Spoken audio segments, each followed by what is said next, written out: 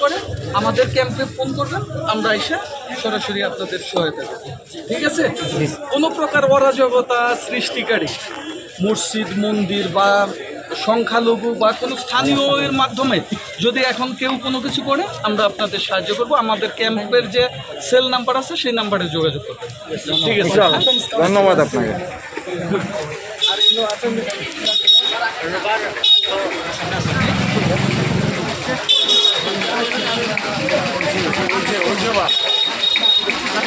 আমার